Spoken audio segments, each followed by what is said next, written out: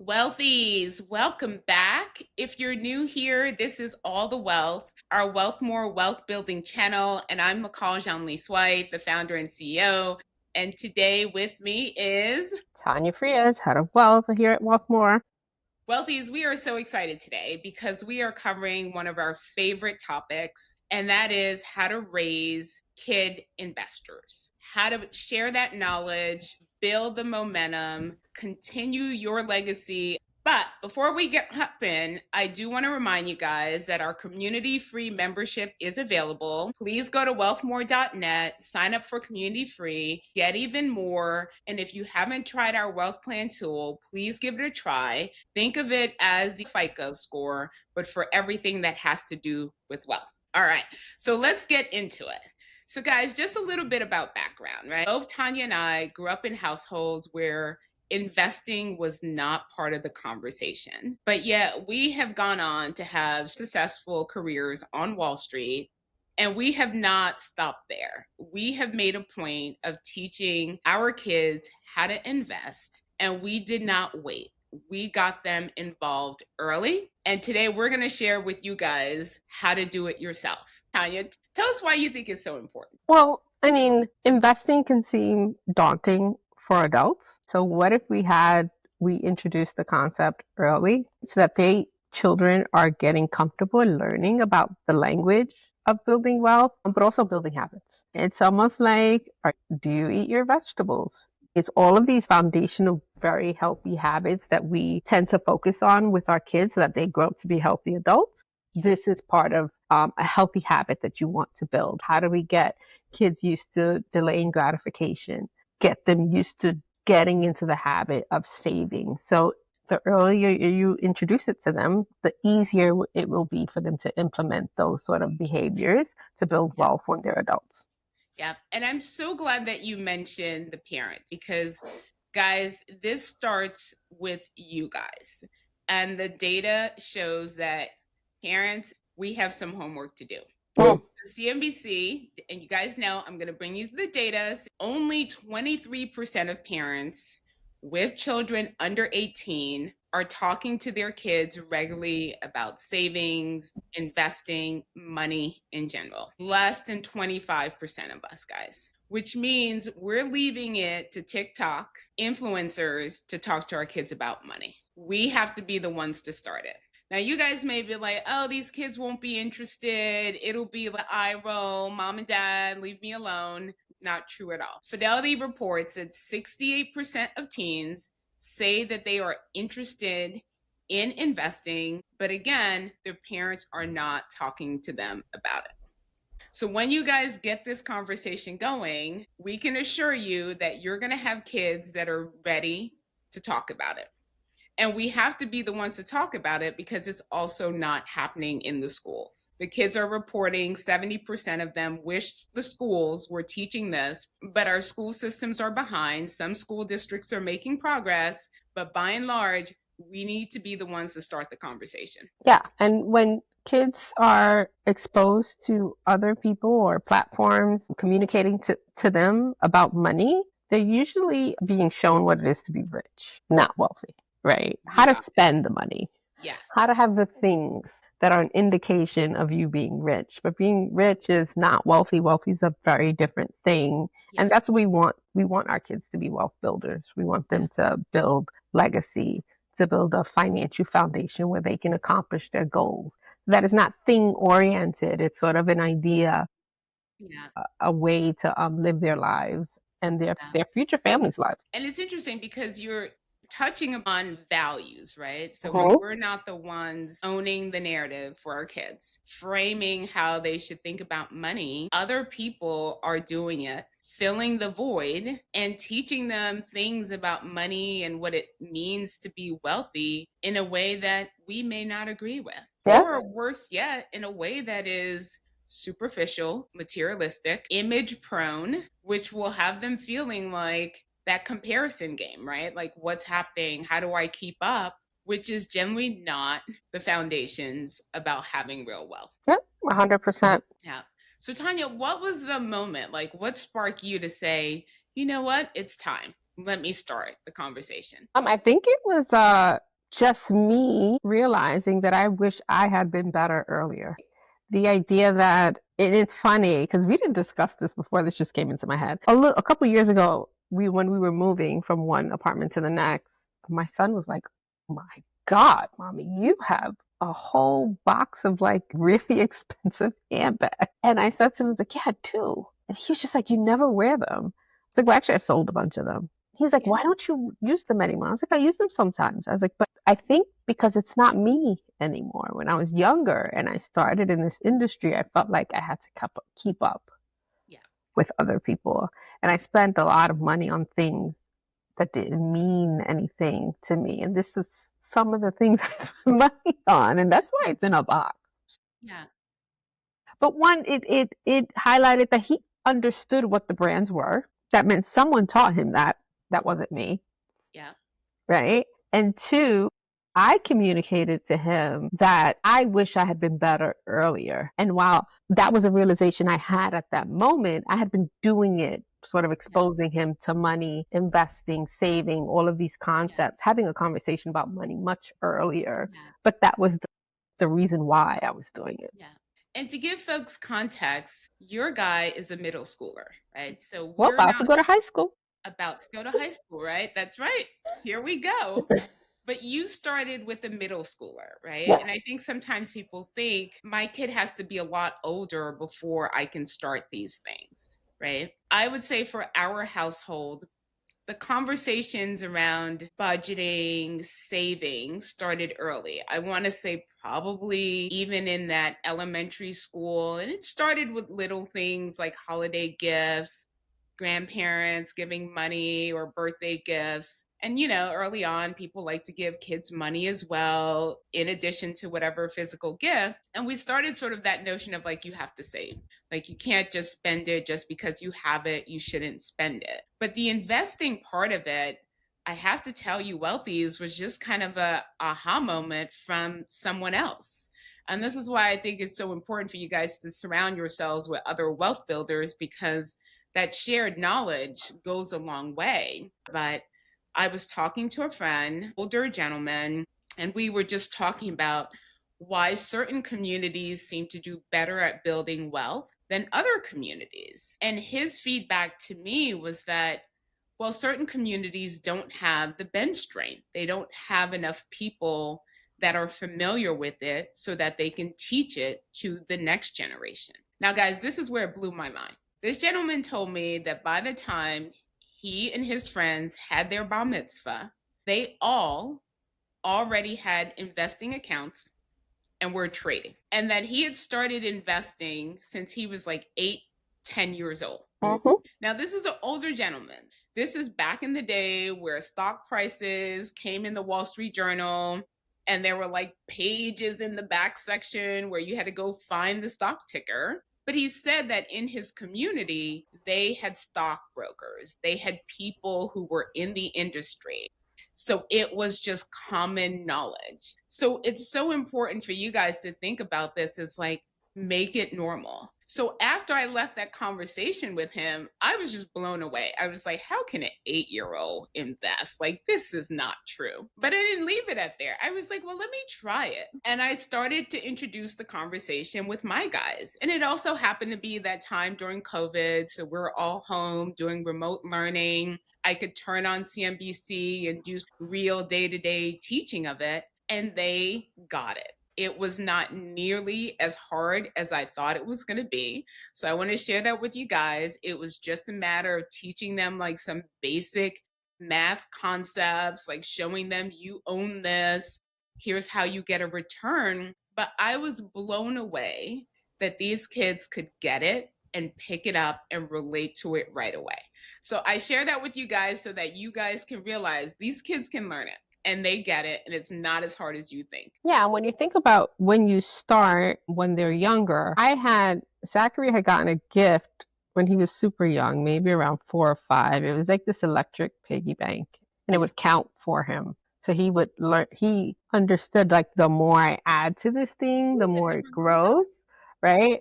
So that's like when you think about easy and ease and when to start, when they're younger, you just start with simple concepts of something Yeah. growing. just to get used to that idea so that when you do have the conversation, when they're a little bit older, they have the foundation, right? Oh, I added to this thing and it grew. Now imagine it if I allowed it to grow on its own. Now, while Oh, it's in this piggy bank, it's not doing that, but the foundation is there so that when they start investing, they yeah, understand that, oh, I can do things so that it grows on its own. I continue to add because that's important, but that from a foundational level, it can continue to yeah, grow. yeah.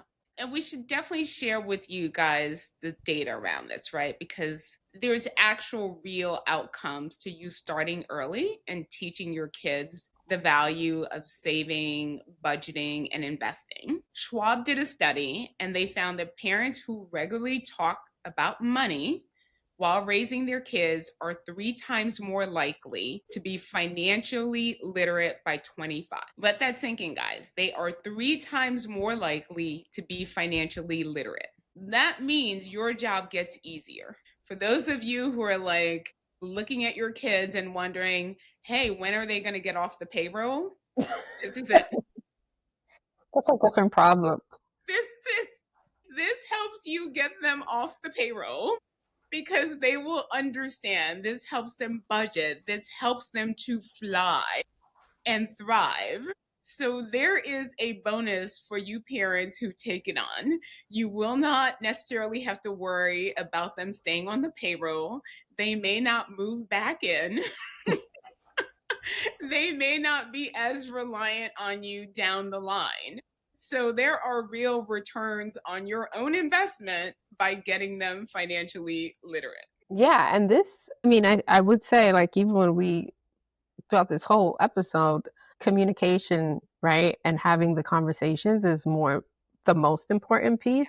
So when they're young and they get money, like for a birthday, it can be as simple as, what's the plan with this Yeah. money, right? And then let them tell you what the plan is. Yes. I know I had to, as Zach got a little bit older and spending time with his friends on his own also meant that I was getting that Apple Pay request, right? Because you need a couple dollars because you're out with your friends. And I would bring that up when you got money for your birthday. I was like, okay, so what happens when you go out with your friends and you need money? Shouldn't you put some money aside to cover Aside.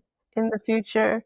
And they'd have to learn like the thought Yes. process, right? Just the conversation of, all right, you have money or you're getting money in your hands. What is the plan? Yeah.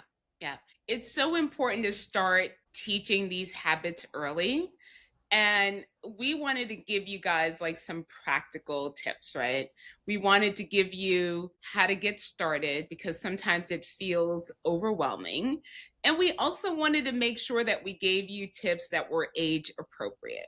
So you can start thinking about like, where does this come into play? Well, we are in July, they are home. This is the time. There is no better time than today to start the conversation. I guarantee you guys they will get it.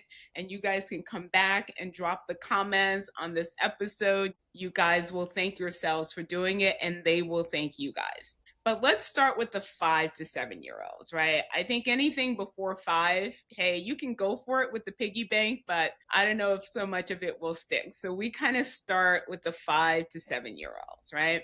Now, all of our guys, and we all have boys, none of them are in that 5 to 7, but we started them early on. I would say by 7, they certainly had some concepts of like the basics, right?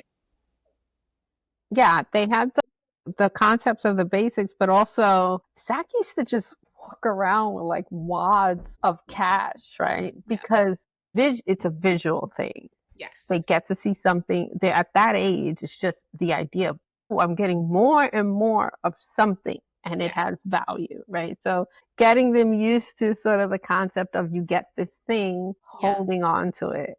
So that's where the piggy bank and all these things come up. It's just getting into the habit of sort of Yeah. putting something aside and watching it grow. Yeah. And at that age, they love that. And I love the jar approach, guys, or like the enveloping so that, when they get money, you guys can like give them 2 different jars where it's like, or envelopes where this is money it's okay to spend, and this is the money that you will save.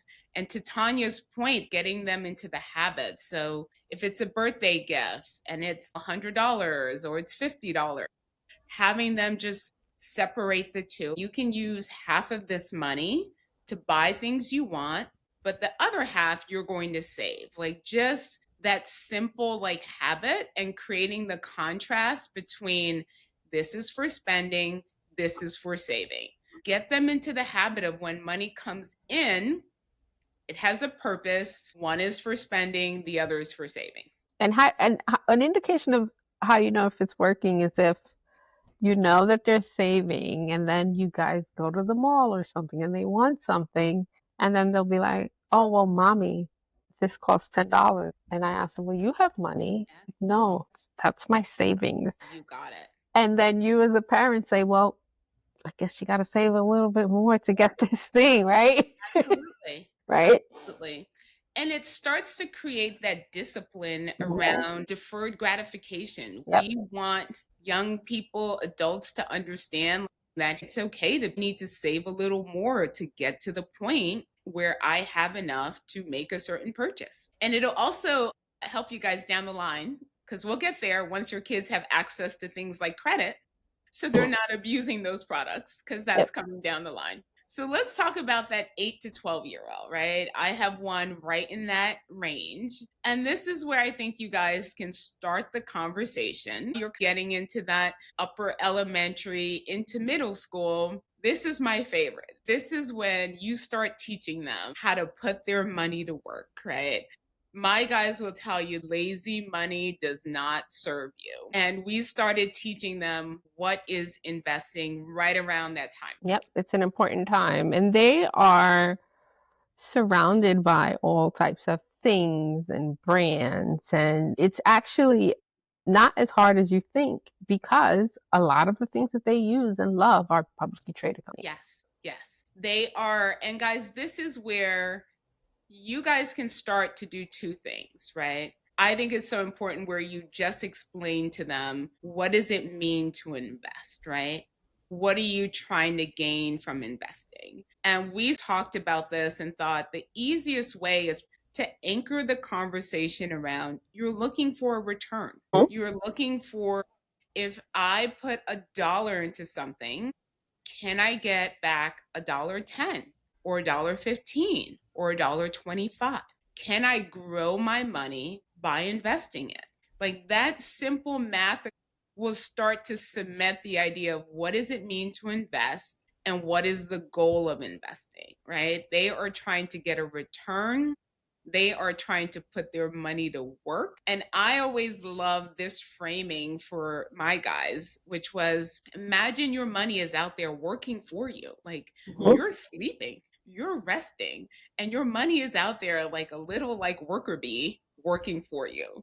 And they just love that idea. And they got that right away. The notion of you're looking for a return. And Tanya, this is my favorite part because Tanya's like, you got to make this stuff fun.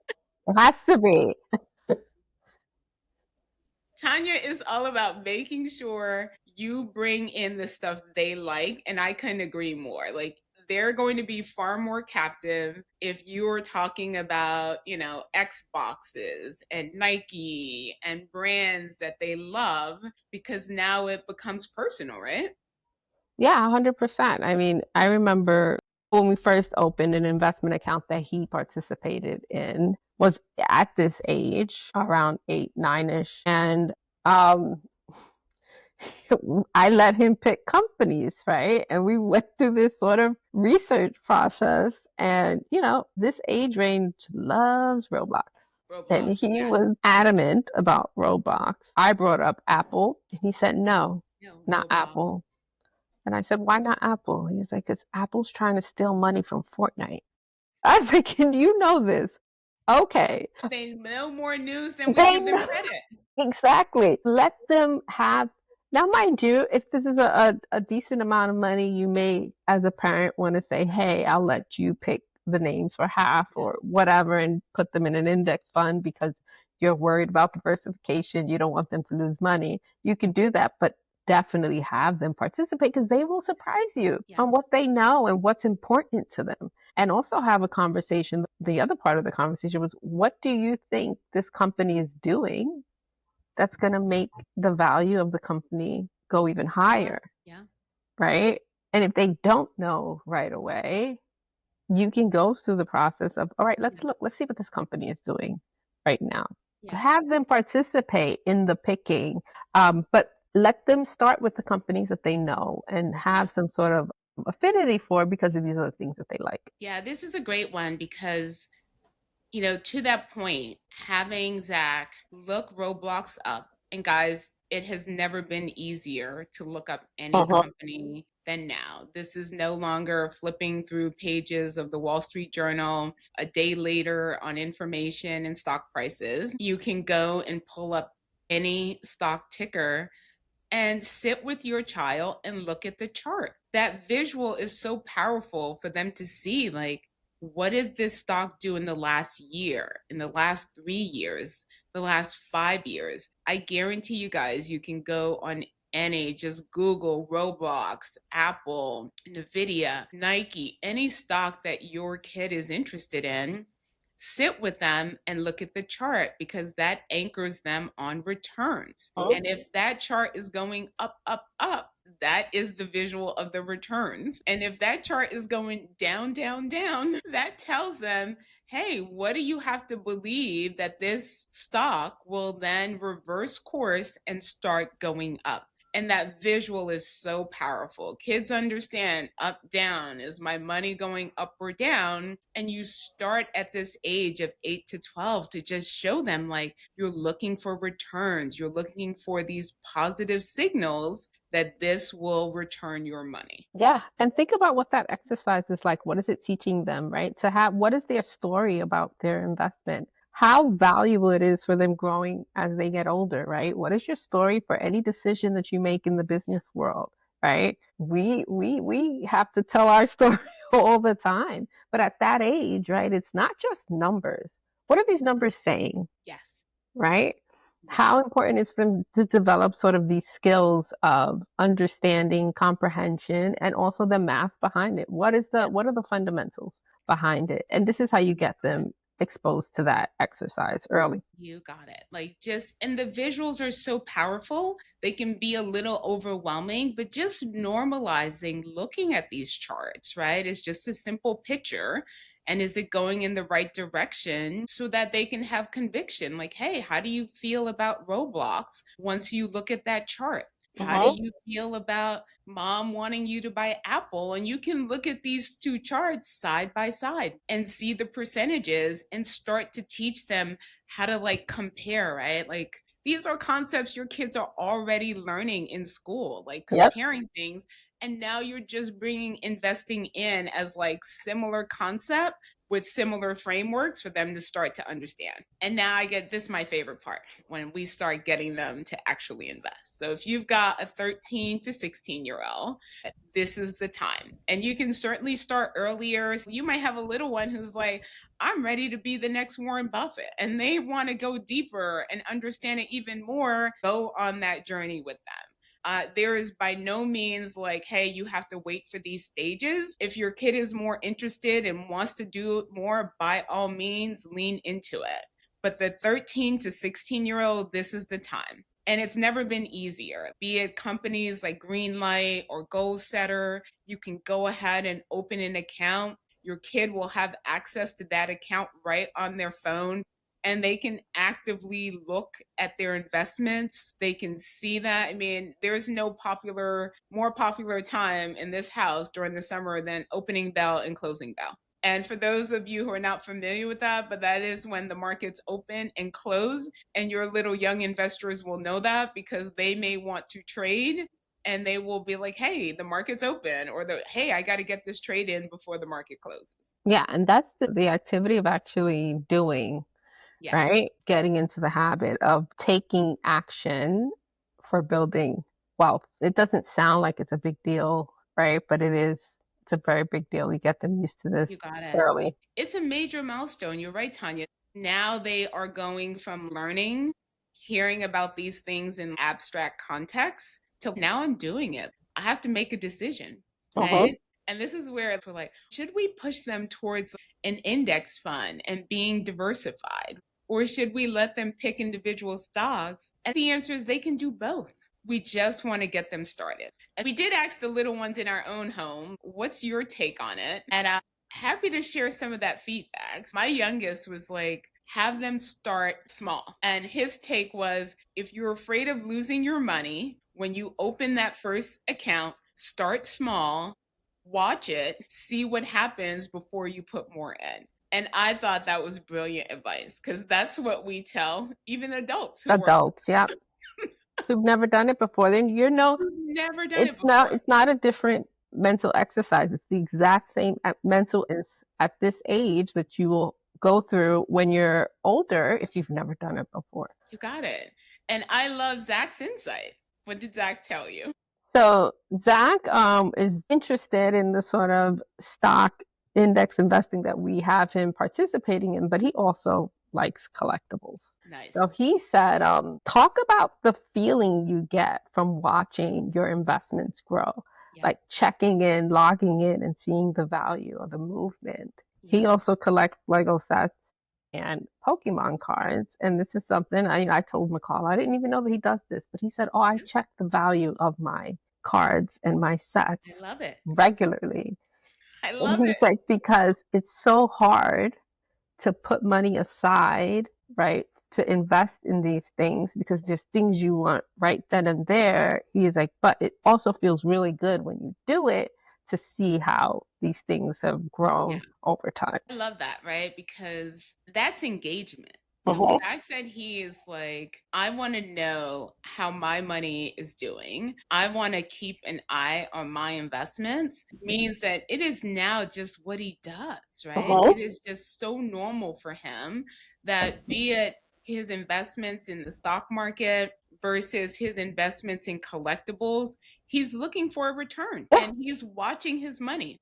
And man, do I love it. Yes. that's surprising. They have this language, and Oh I think it's man. awesome because your kids, they have friends and they talk to each other.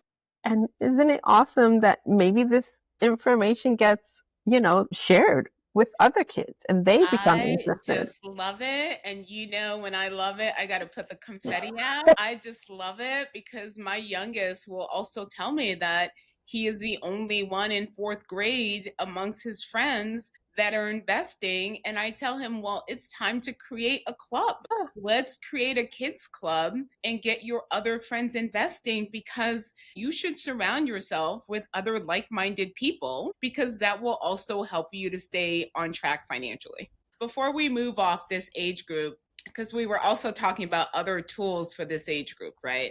And one of the ideas that Tanya brought up that I love is this notion of paper accounts. There are platforms out there where your kids can simulate. So they're not even using real money, but they can create portfolios and pretend like it's a portfolio and watch it over time. This is yet another great way that they can test. Be like, I want to see what happens if I try to be more risky or more conservative and do it with these paper accounts. And it's exactly what it sounds like, paper money. So think of it as monopoly of investing. And it also, at this age, they may, if they're lucky, in school have this sort of exercise. Right? So Zach did have a sort of a simulation trading exercise at school right around tariff gate. So Yes. it was a good experience for him because he's like, "Mommy, this chart is so ugly." He Yes. said, "But everybody's chart is ugly." Everyone I is, was right? like, what does that tell you? He's I like, mean, there's some things you can't control. but it also helps them to experience market ups and downs because investing comes with risks. So they can experience it without it necessarily being their direct Mm-hmm. money at the time, which is great because they can also then see, oh, my big fear of it going to zero did not come It true. happened. Yep. It's Yep. an irrational fear, and they can sort of weather it and see, okay, what happens after a dip, even a big dip.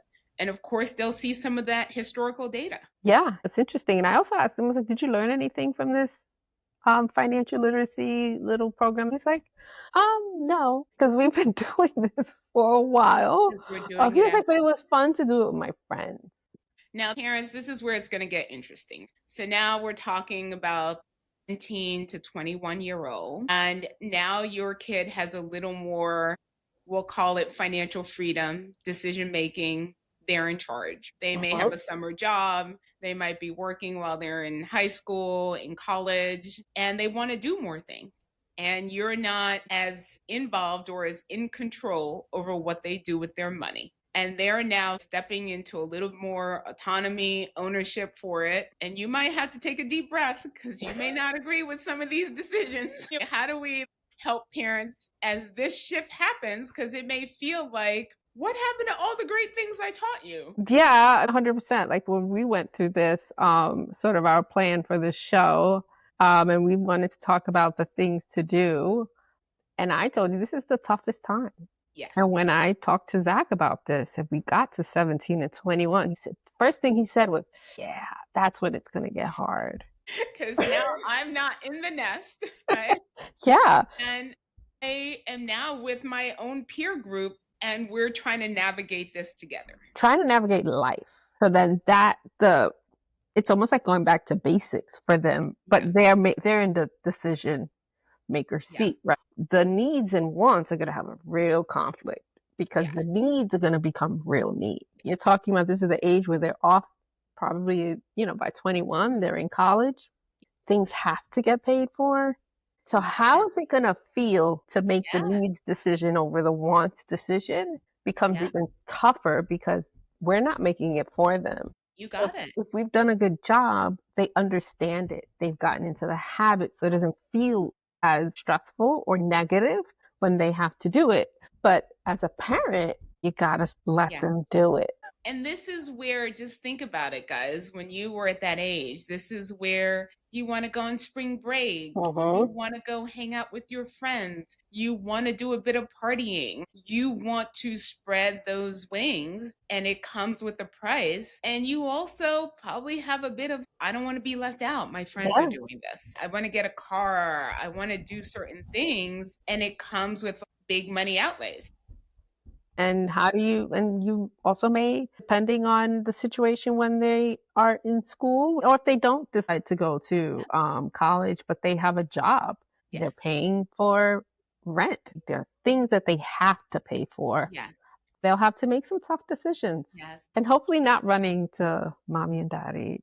Yeah. And I will say this, how early did you learn about money has certainly been on my heart this week as we saw the unfortunate passing of Malcolm Jamal Warner. And I still vividly remember that episode where they're having that exchange about being an adult and having to pay rent. And that was such a visceral episode. And I thank them for having these conversations about money, just like we're having these conversations about money and how it sticks.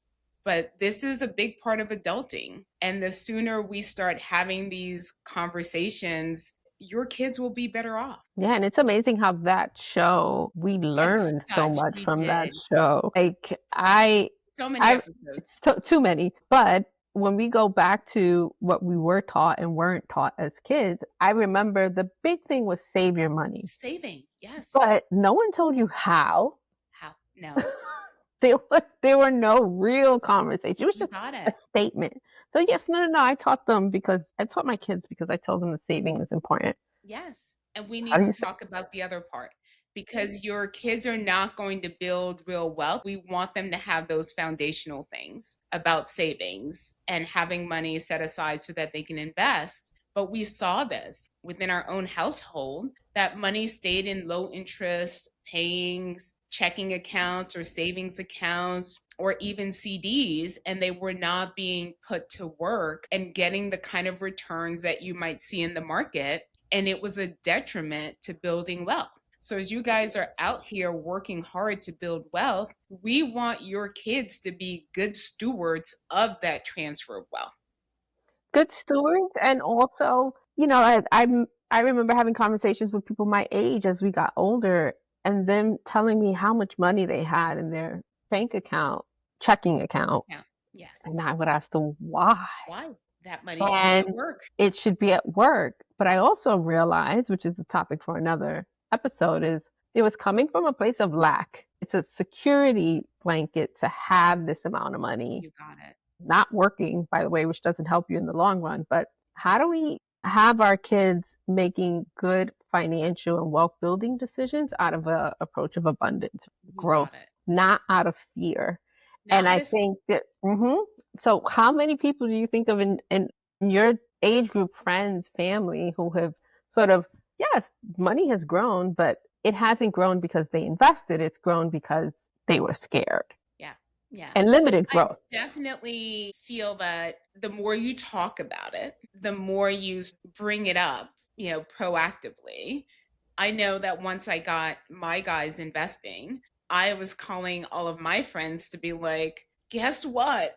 These 8-year olds got it. They were Mhm. young, but they got it. And I was sending them referral codes of the platforms that we were using so that they could get their kids into it as well, because it was that passing on that aha moment. Yes, I'm doing it, but now as a household, we can normalize this and have day to day accounts that they can go to and look at. And now it just becomes part of what we do. Yeah, and I remember I had a family member text me once because their son, I think he was like 16 at the time, had asked their mom to open a goal setter account. And Yeah. the mom was like, I don't know what this is, but let me ask the Tanya because she Let's understands do this stuff. this.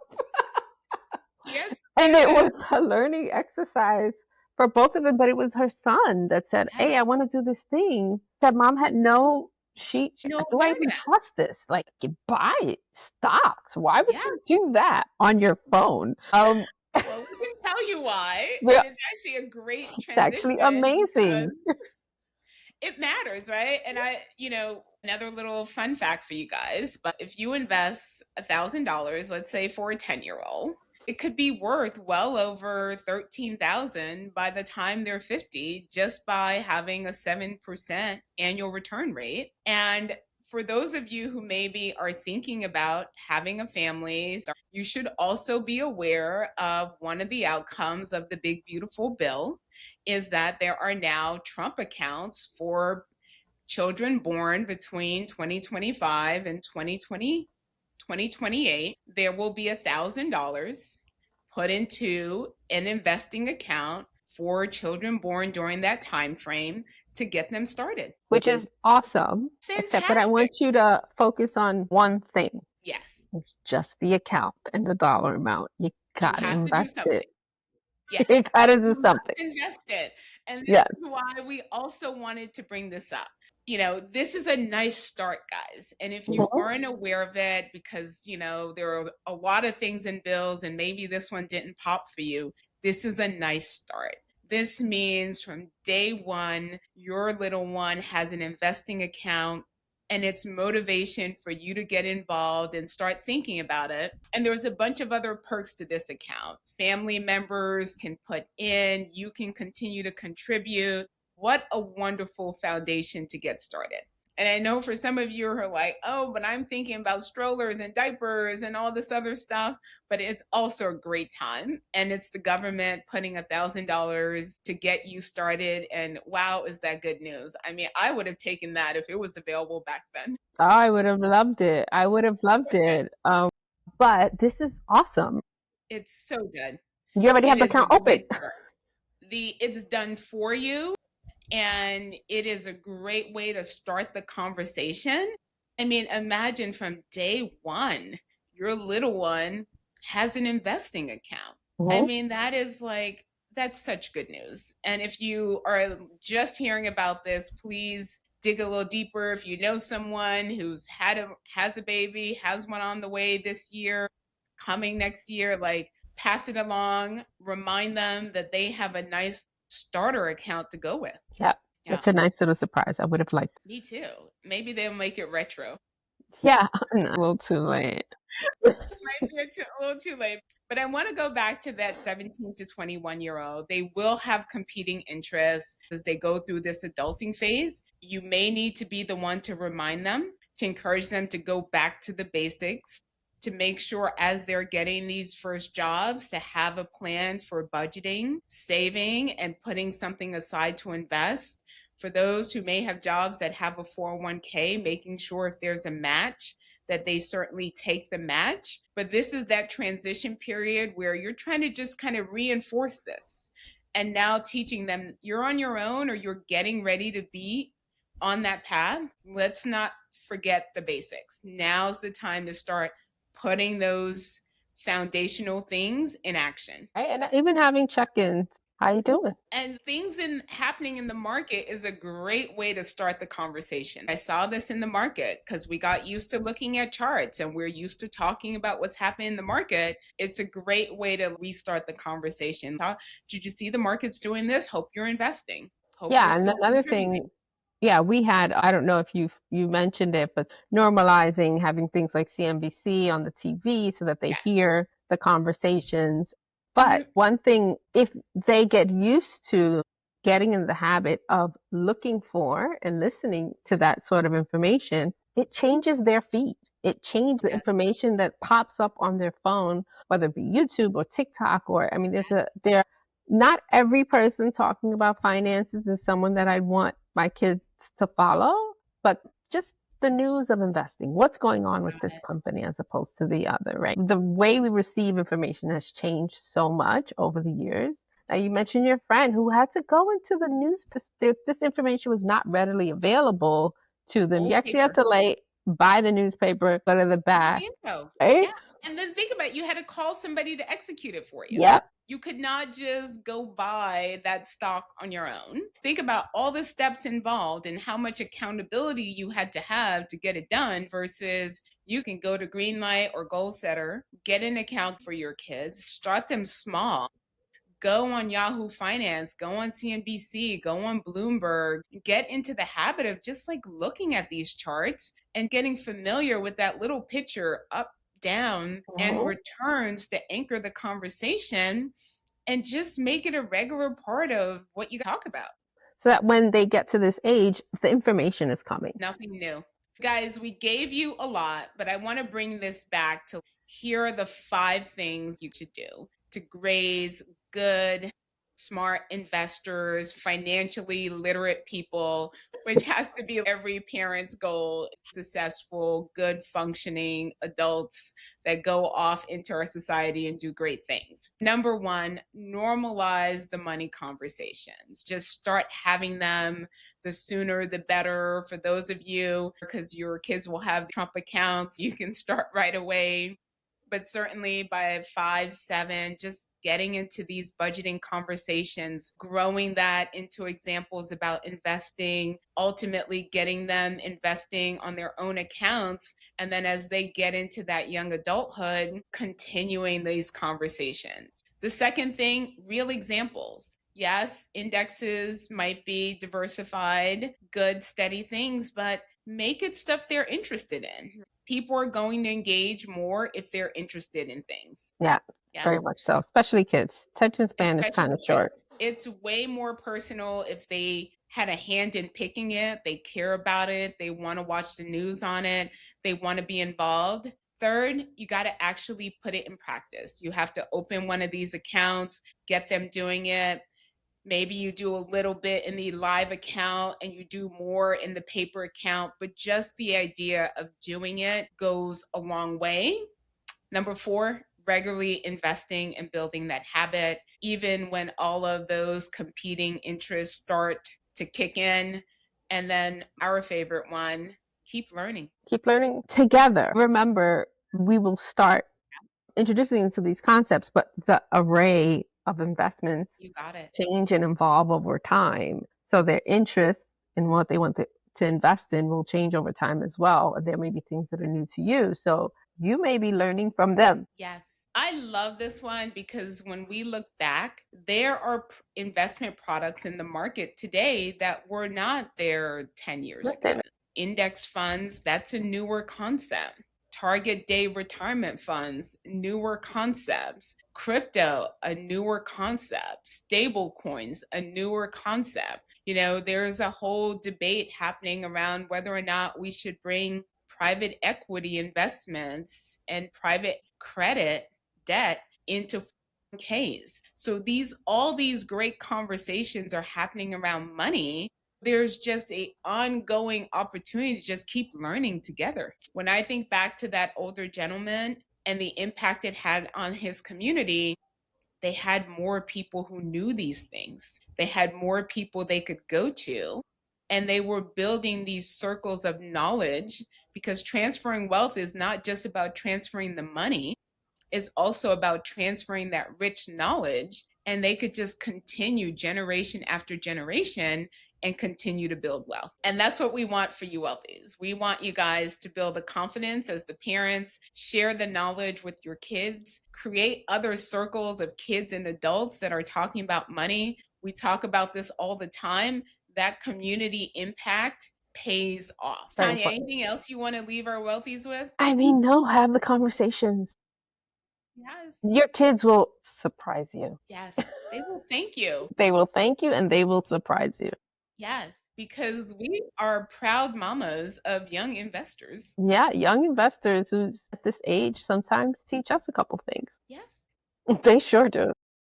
They have opinions about our investments. They have opinions about their investments. And at times, they will be the ones to remind us, like, hey, because they too have become informed, and it becomes the best family affair. Yeah, it is. So, wealthies, thank you for tuning in. Get started with your little ones and report back. This is All the Wealth. Thank you, guys. Wealthies, welcome our kid investor here, my very own little guy. And we're going to ask him a few questions. Jacob, what do you like about investing? I feel like it's a good like money management, and like I could use it when I'm older, and I could be a really good investor. Nice. What's your favorite stock? NVIDIA. How early did you start investing? Probably 3 years ago when I was 7. Okay. What is your favorite thing about investing? Probably seeing on the news when it goes up or down. Nice. And what do you want other kids to know about investing? If you know a little bit about investing, well, that's good. And if you're just starting investing, you should ask a parent or something. And I started investing with an app called Greenlight. So maybe you could ask your parents about something like that. Awesome. Thank you, Jacob. Okay, you're welcome.